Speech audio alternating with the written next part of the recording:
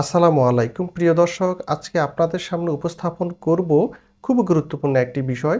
সেটি হলো জমি কেনার পর একজন ক্রেতার প্রথম এবং প্রধান কাজ কি? জমি কেনার পরপরই একজন ক্রেতার প্রথম এবং প্রধান কাজ হচ্ছে মূল দলিলের অপেক্ষায় না থেকে সার্টিফাইড কপি সংগ্রহ করে দ্রুতই জমা খারিজ অর্থাৎ নামজারি করে নেওয়া। কারণ তিনি যদি জমি কেনার পরপরই জমা খারিজ বা নামজারি করে না থাকেন, তাহলে বিক্রেতা চাইলে সেটি তৃতীয় পক্ষের নিকট পুনরায় বিক্রি করে দিতে পারেন। এতে করে পরবর্তীতে আপনি ক্রেতা হিসেবে অনেক ঝামেলার সম্মুখীন হতে পারেন। তাই মূল দলিলের অপেক্ষা না করেই সার্টিফিকেট কপিটি অর্থাৎ সার্টিফাইড কপিটি সংগ্রহ করে নামজারি করে নিন। এতে করে আপনি আপনার জমিটি বিক্রেতা চাইলেও তৃতীয় পক্ষের নিকট জালিয়াতি কিংবা প্রতারণার মাধ্যমে বিক্রি করতে পারবে না।